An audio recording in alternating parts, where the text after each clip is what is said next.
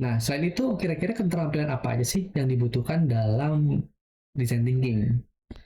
Oke, dan di sini kita bahas menurut ya ini ya, menurut Harvard Business Review setidaknya ada 5 keterampilan yang bisa membantu kita dalam penerapan design thinking.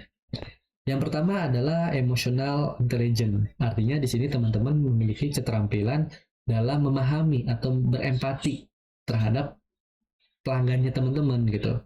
Yang tadi ya bisa memahami dari segi apa sih masalahnya, apa sih keinginannya, apa sih harapannya, apa sih kendalanya gitu ya, apa sih tujuannya gitu ya, apa sih yang diinginkan gitu.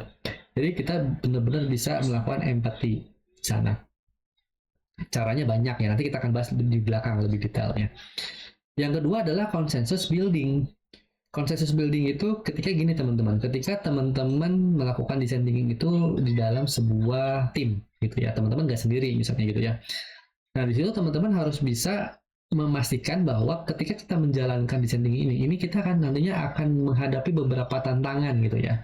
Kita mengidentifikasi kira-kira dalam perjalanannya ke depan tantangan-tantangan apa sih yang akan muncul atau potensi muncul gitu ya. Misalnya datanya kurang, terus misalnya datanya kurang valid gitu ya, terus butuh butuh modal untuk membuat prototipe misalnya, nanti kita akan bahas lebih detail tentang prototipe gitu ya. Jadi kita benar-benar memastikan bahwa kita memang udah siap gitu ya melakukan konsensus untuk melakukan siap melakukan yang namanya design thinking ini.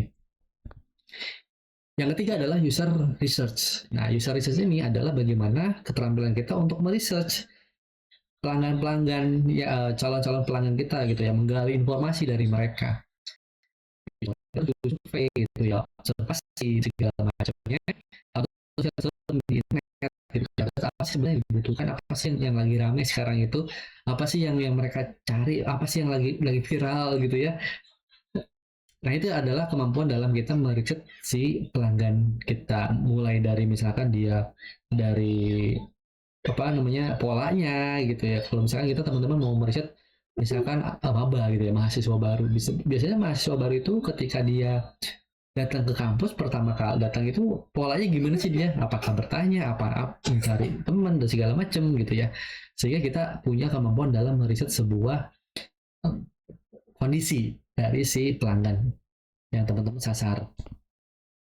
Nah ini tadi ya journey mapping ya, tadi kita memappingkan sebuah pola gitu ya. Pelanggan itu biasanya polanya gimana sih dalam kesehariannya,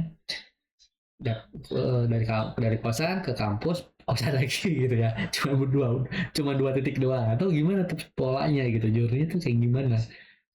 Nah itu juga kita harus memahami di area-area mana yang mungkin menjadi potensi kita bisa membantu mereka, ada permasalahan di mana di sana.